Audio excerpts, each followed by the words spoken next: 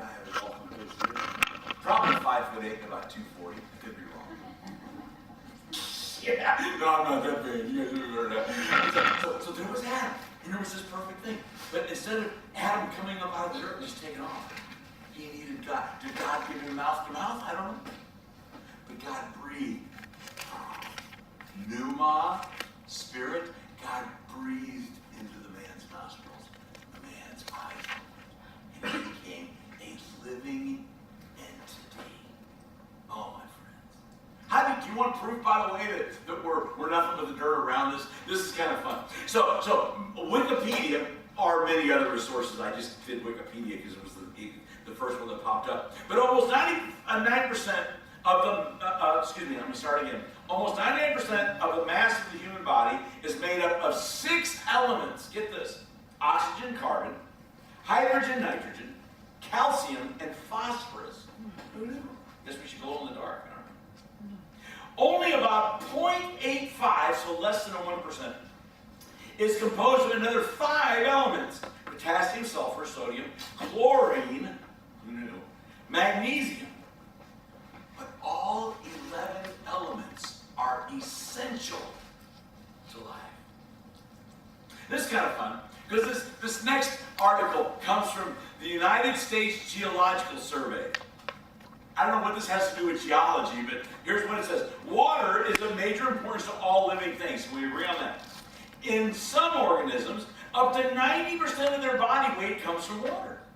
Up to 60% of the human adult body is water. And according to H.H. Mitchell, in the Journal of Biological Chemistry 158, I don't know if that's the number or what, I don't know. The brain and the heart are composed of 73% of water. You know when they're gooey. The lungs are about 83% water. The skin contains 64% water. Muscles and kidneys, 79%. Here's something kind of amazing. Even the bones are watery. 31% of our bones is water. Is that kind of amazing? You see dry bones. Well, they're dry because they've been out for a while. 31% of your bones are water. And this brings up a very, very important, valid point. Since humans are roughly 60% water, I'm not fat, I'm flooded. That was my mom's joke. Did go over better first service. You guys are not as awake, I guess. Yeah, so Mom told me that. I'm like, okay, Mom, I gotta use that in my sermon. So if you ever see my mom in this life again, you can say that was a good one. So see, my friends, all the animals have been named. Let's get back to the garden. All the animals have been named. All of these beings from the dust are alive. But man still needed something. Look at the end of verse 20. But for Adam, no suitable helper was found. No suitable helpmeet was found. He was lonely. Now, I don't think he was walking around, I'm the only thing on earth that doesn't have a mate. I don't think that's the case. But there was just something missing from his life. And that brings us to our second primary teaching from Genesis 2.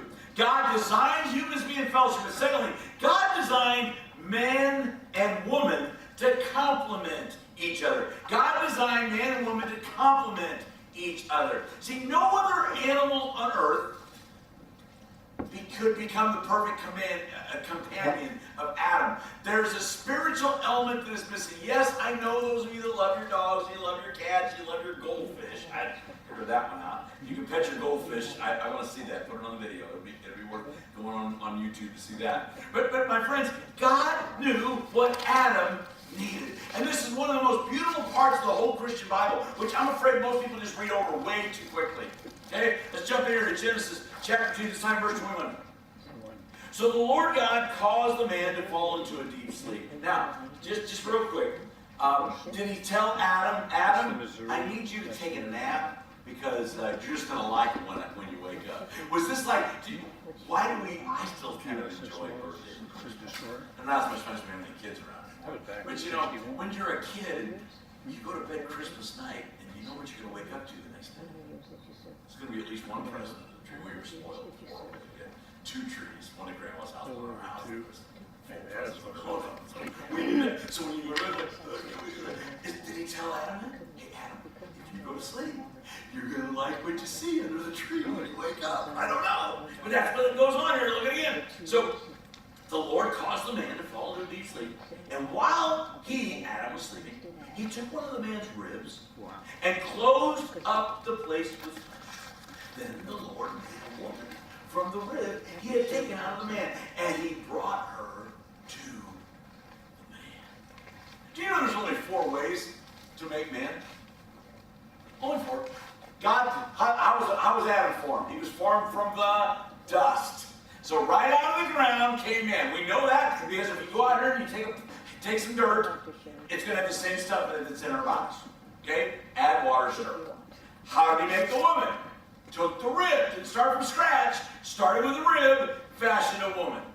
Thirdly, biological. We understand, everybody in here almost understands biological replication.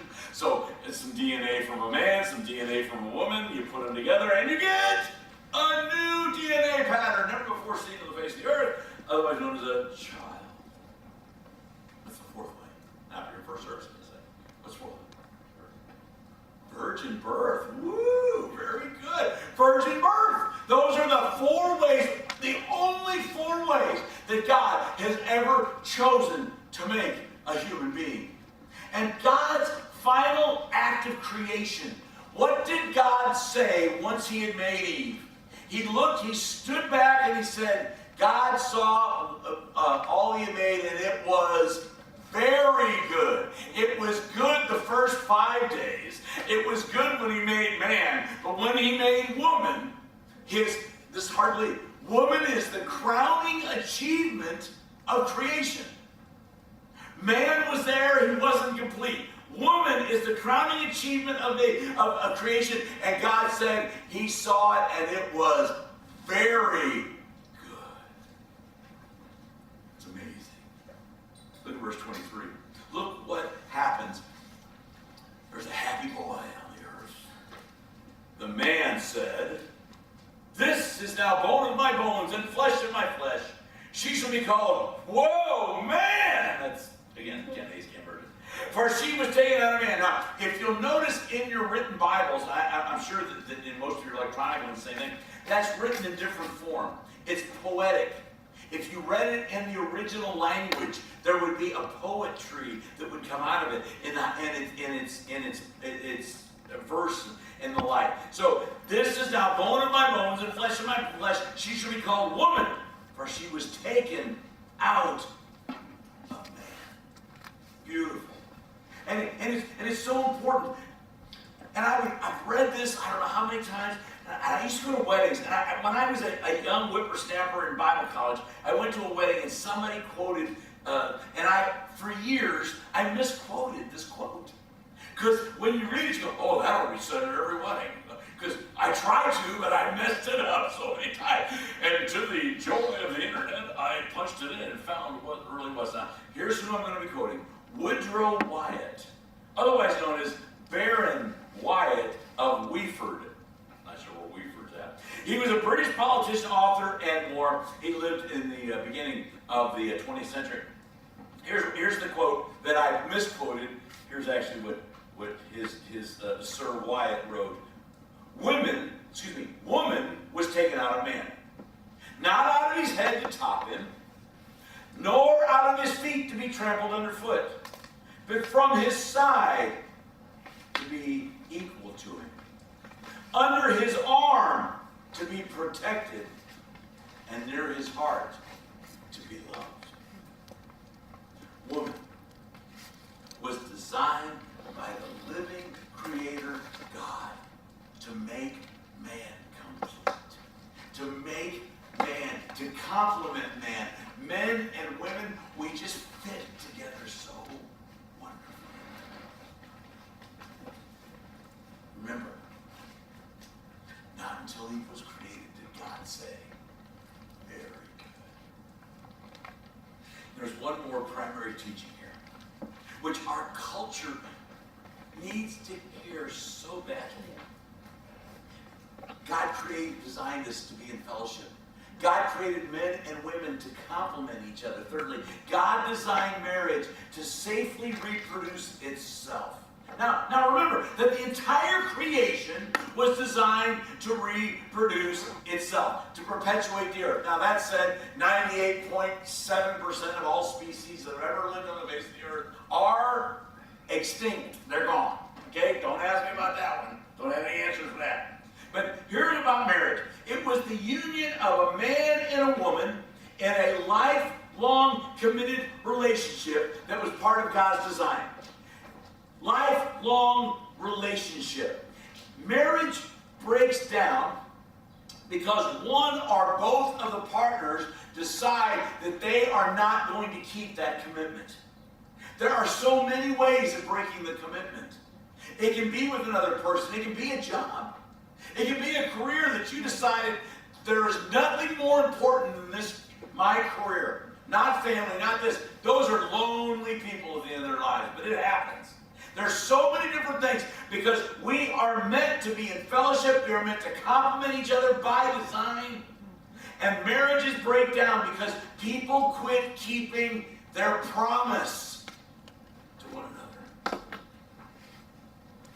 There has become then, due to this not wanting to make that commitment, we have twisted marriage in our culture. Because in twisting this, who do we reject in twisting the marriage? We reject the designer of marriage. We reject God when we twist marriage into something which is not able to be understood anymore. Here is the definition of marriage, which is repeated. This is the first time it's given, and it's repeated throughout the Bible. Look at Genesis, 2nd chapter, verse 24. For this reason, a man will leave his father and mother, be united to his wife, and they will become one flesh. Now, there's a problem. Who was Adam's mom? He didn't have no one. Exactly. You get the gold star for that one. He didn't have a mama. Okay? He didn't. Well, he had a daddy. We know who the dad is. Okay, Heavenly Father. And so we got that part. But my friends, this is commentary put in here, we believe, by the writer Moses, with the help of the Holy Spirit. We are going to define marriage. It's one man and one woman who come together to become helpmeets, to complete, to complement each other. This is the reason a man will leave his father and his mother, be united to his wife, and the two shall become one flesh. They enter into a covenant relationship, a promise relationship. And folks, it is a holy contract before God. That is what marriage was always meant to be. Two people become one. One physically, yes, we can figure that one out. But here's the key. One spiritually and one mentally. We've got this problem in our culture right now. It's called soulmates. They're my soulmate. Some of the Facebook stuff, oh my gosh. It's always dangerous when you put stuff up on your Facebook and your pastor knows what your marriage is really like. It's like, okay, so quit writing stupid stuff on Facebook and work on your marriage. Stop it. Marriages break down because one or both partners, they back away from that commitment. See, commitment is what marriage is based on, not love. The love is, it's twisted marriage. My friends in India, Jay and Rolla, who are not going to be here to see us this year. I'm bummed out still about that. Yep. So Rolla's not doing well, and they're trying to minimize her travel while she's in the United States. And so both their daughters was arranged marriages. One daughter got to meet her husband for 15 minutes before they were married. The other one got 45 minutes, and the other sister was always jealous. Dad spent hours with both the guys. Hours. And when they got married, they committed to a lifelong relationship. Divorce in India, when I was there back in the early 2000s, less than 1/2 of 1% of marriages ended in divorce. Did you hear me? 1/2 of 1% ended in divorce. Last time I heard it's up to 3%. Let's don't say what it is here. By the way, I haven't heard statistics in a while. The last statistic that was you could hang your hat on, it was 67% of all marriages will never end in divorce. So that's still good. But it's that 33% that does this.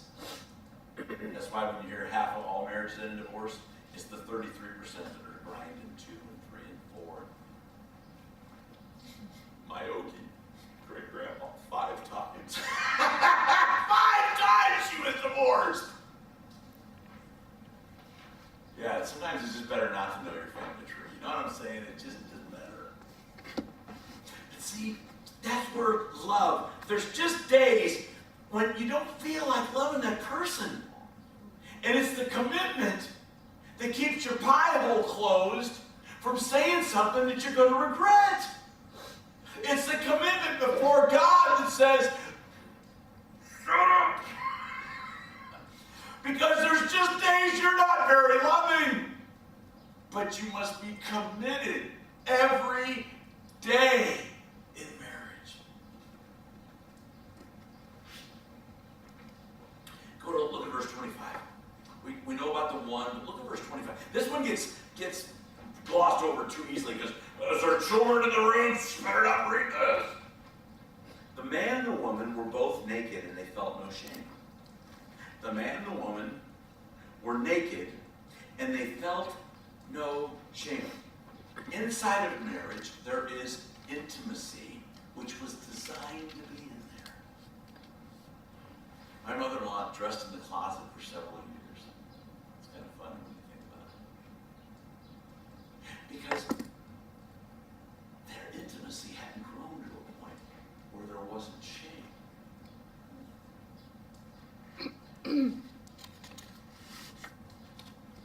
We have made women nothing more than sex objects and prizes in our culture. Now the funny part is, it's the social progressives that would tell us, you're making women blah, blah, blah, blah, blah. And they're all the people down there in Hollywood. Won't we find out about how they've been treating women down there for about 5 decades? Pretty proud of that track record, huh? Why they're preaching us and putting naked women up on the stage. I gotta stop because I could go down that political arm. That's what I'm going to do. We have stolen an innocence from our children and culture. In marriage, there is to be no shame. There is to be celebration of each other. But we have degraded women to the point it's epidemic. It's in Sacramento who's always preaching at us. How many of those guys up there and gals have resigned because it wasn't 1 or 2 people while they preached to us? No, my friends. We have destroyed what God created. There's not to be any shame. These are 2 people that come together in commitment, and they are to celebrate like Adam did. Oh, I don't know how Eve got shook. Was it God? He stood over Adam and said, Adam, it's time to wake up. And then tickled his ear. Adam, it's time to wake up. There's somebody I want you to meet. Or did he wait for him to get all woke up and he said, hey Adam, look behind the curtain. Let's show him. Then he went, that is, whoa, man. That's why the last day we got married. In the Western culture, and this I hope helps us a little bit. Do you understand? We did not invent the destruction of marriage here. Okay? I don't know if this makes us feel any better, but we did not invent the destruction of marriage. Go to Malachi, the 2nd chapter. Now, if you know Malachi very well, it's the last book of the Old Testament, just before Matthew. So if you get to Matthew, you can go back a little bit to the left. Malachi was the last prophet of the Old Testament. He wrote about 2,400 roughly years ago, about 400 BC, 400 years before Christ. Malachi was given this word by the Lord to preach to the people of Israel. Here's what happened. They had been scattered by Nebuchadnezzar and all these other conquering kings. They were able to come back, and under Zerubbabel, they built rebuilt the temple. Under Nehemiah, they rebuilt the wall. The book of Nehemiah talks about rebuilding that wall in some crazy 60-whatever day period, which is absolutely amazing. And by the way, we found some of that wall. When you go to Israel today, you can see some of that wall. And they say, well, how do they know it's a wall? Because it's made of unmatched stones. And listen, when you're in a hurry, do you care if one stone fits on the other? Nah, just make them fit, buddy. Shove it in there. You know? And so we found that wall. This prophet was there because the people got fat and sassy. They were in their own houses again. We don't need God. But they still went to the temple. They still did their sacrifices. And look what God, the message that God sent to them. Pick it up in verse 13. Malachi chapter 2. Verse 13. Another thing you do, you flood the Lord's altar with tears. You weep and wail because he no longer pays any attention to your offerings or accepts them with pleasure from your hands. You ask, why?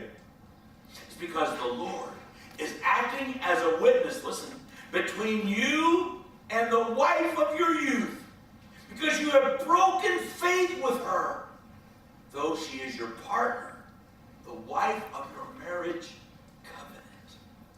Verse 15. Has the Lord not made them one? Goes back to Genesis, 2nd chapter. In flesh and spirit, they are his. And why one? Here's why Satan hates good marriages. Listen. Because he, God, was seeking godly offspring. So guard yourself in your spirit and do not break faith with the wife of your youth. When children see the parents and the breakdown of that covenant, the breakdown of that promise, the breakdown of the sacredness of this relationship, when that relationship is broken, are the children not also going to be broken? The children are now broken. Something that they can't imagine ever happening has happened before their eyes. Their parents are now enemies instead of one. My friends, we have to translate this into our modern culture. Back in those days, a woman couldn't leave her husband, but a husband could leave his wife. That's not the case anymore, is it?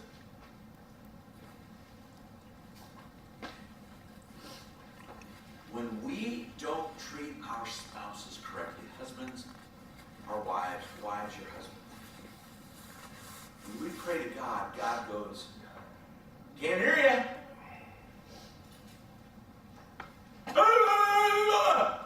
Can't hear you.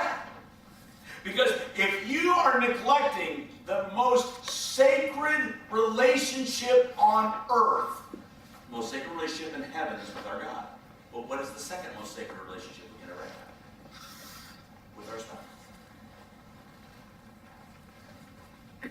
Paul said it's better not than marry. But it's better to marry than to burn. My friends, Western culture is trying to perfect the destruction of the family. Because Satan knows that if he can destroy the family, how strong will the spiritual relationship of those children be with the God who says, call me Father? Get it? Some of you get it all too well. Because you went through the pain, the destructive nature of what we're talking about. We're done here, but go to Ephesians, the 5th chapter. Now, I believe this is the best explanation of marriage in the Bible. It is the one that I use the most. We had not been married but a couple of weeks, and we decided we were going to be a good Christian couple and begin to read our Bibles before we went to bed together. What we found out was we read our Bible still every night, just not together. And so she's studying what she's studying, I'm studying what I'm studying. It was kind of like the other night. She goes, what are you in? And I said, I'm finishing up 1 Peter. Oh, I'm in 1 Peter too. But we still read our own. And so we're reading along. We've been married long. And I read the first few verses of what we're about to read, and I skipped the whole part about husbands. She caught me. She says, wait a minute, as you'll see. Here's how Ephesians, this section starts out, 5:21. Listen to what the Apostle Paul writes there. By the way, Ephesus, let me give you a little historical footnote here. Ephesus had the largest brothel in the world. Okay? Hot and cold running prostitutes. And you could go into the library across the street, and you went down the library, and there was a not-so-secret passage that went underneath the street and came up in the largest brothel in the ancient world. Honey, just going to the library. This is Paul writing to those people who everybody knew about the library. Verse 1. Submit to one another out of reverence for Christ. Now what is submitting here? Submitting means putting yourself under the accountability of each other. It's not like, okay, I got to submit to Ray because Ray's going to tell me to go cut the grass. No, that's not what we're talking about here. It's talking about a respect. It's talking about, I value your opinion. And so there's accountability. There's a lot of this to go with this. So we get all hung up on this submit thing. So it's important to understand, but it's more than just obeying the commands. Submit to one another out of reverence for Christ, which also changed that a little bit. But look at verse 22. Wives, submit to your husbands. In other words, show them respect. We're going to talk about respect actually before we get done with this. Show them respect. Show them honor. Be accountable to them. Okay? Wives, submit to your husbands as to the Lord. Whoa. For the husband is the head of the wife as Christ is the head of the church. His body. Of which he's the Savior. Now, as the church submits to Christ, so also wives should submit to their husbands in everything. Why was the rib? Why did Sir Wyatt say underneath so that we could protect our wives, so they'd be close to our hearts, so we could love them? That's what Christ does to his church. Christ doesn't tell his church to do things that are harmful. Christ doesn't tell his church to do things which are going to have eternal consequences, which are negative. So now here's a little part to wives. Now, Paul does this. I really don't like this part. Look how long that husband section is. Husbands, love your wives just as Christ loved the church and gave himself up for her. Then that kind of seals the deal. Okay, and here's what we'll know. We're going to stop right here. If you love your wife so much that she know you would step in front of a train for her, take a bullet for her, do whatever you needed to do to make her safe, she will honor and respect and submit to you, okay? The problem is, we want a 50-50 marriage. 50-50 marriages never work. You got to be given 100% all the time. Because if the other person goes to 50%, if you both go to 50% on the same day, ain't gonna be pretty good. Husbands, love your wives as Christ loved the church and gave himself up for her, to make her holy, cleansing her by the washing with water through the word, and to present her to himself as a radiant church, without stain or wrinkle or any other blemish. Thus why women wear white dresses, which today, but holy and blameless. Oh, that's what Christ did for his bride. In the same way, husbands ought to love their wives as their own bodies. He who loves his wife loves himself. Oh, wow. After all, no one ever hated his own body, but he feeds it and cares for it, just as Christ does the church. For we are members of his body. For this reason, a man will leave his father and his mother, be united to his wife, and two will become one flesh. Hello! However, the third time in the scriptures we found that one. Jesus also preached it too. For this reason. This is a profound mystery. But I'm talking about Christ and the church. However, each one of you must also love his wife as he loves himself. And the wife must respect her husband. If the husband loves his wife the way Christ loved the church, how much easier is it then for the wife to respect and submit to the husband? Do you see the correlation here? Because in our culture, that got lost. When I was growing up in the 70s in the church, that got lost in the church. The women's lib movement was pushing the pendulum this way, one way, too far. The middle, my friends. The middle, where the husband would give his life for his bride the way Christ gave his life for his bride. When you love a woman like that, she feels safe and secure. That there's nothing in your life that is more important than your wife, only God. And when that happens, it makes it so much easier for the wife to submit and respect the husband.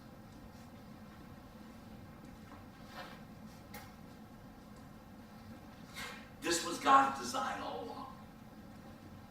A man and a woman are to come together in a heterosexual, monogamous.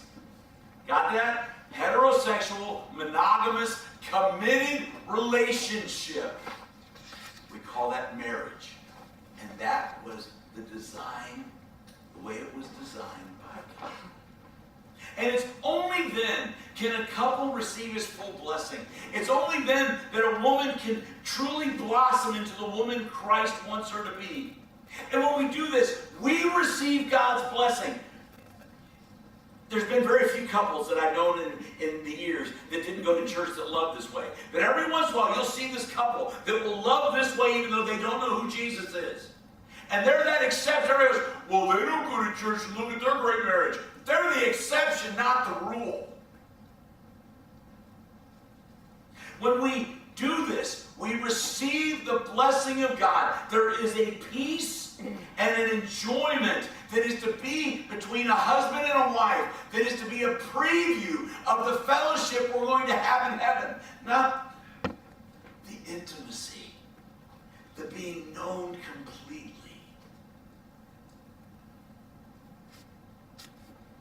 Children raised in a relationship where there is this mutual commitment, those children have a much better chance of being healthy. Not being on mood-altering drugs and not being in therapy. Got two little baby pictures up here. That would be Susan in the dress, and that would be me. The longer you stare at those pictures, the scary part is you start to see that we looked a lot alike. We haven't figured that one out yet. Yeah, we were both toddling then. And that picture gives way to this picture. On May the 3rd, 1980, when Kenneth W. Haskamp and Susan K. Stuckey made a commitment before God and about 600 witnesses. Yeah, it's kind of crazy. But we committed for better or for worse. That commitment gave way to God's blessing in 3 boys. And that's Wesley, the toothless one. The older brothers love that picture of Wesley. Just they were happy. It was good. And then there's this picture. My kids were so happy they could play with the attachments to the vacuum cleaner and be happy. That is our Electrolux pieces they were playing with. I think one was a gun. Where's Thomas? One was a gun that day. That was obviously Christmas time in Ohio. Wesley would have been about 4, maybe 5. And then from that, there's now God's blessing. From a commitment 38 years ago, 2 weeks and 3 days, but who's counting? Came now 8 Haskins. And we know, Lord willing, my children have got this foundation because they had a pretty rough dad to grow up with and a nearly perfect mom. She's embarrassed when I say that, but my wife isn't perfect. That's good luck. They've got this foundation to build on, and now they can take what they learn about Jesus and what they learn from Ephesians, the 5th chapter, and continue to build on this strong foundation of family. It's never too late to change your life. It's never too late to say, I want to put my life in the design of the Creator God. You have to decide if you came from a bad model. Listen, there's a lot of bad marriage models out there. A lot of bad ones.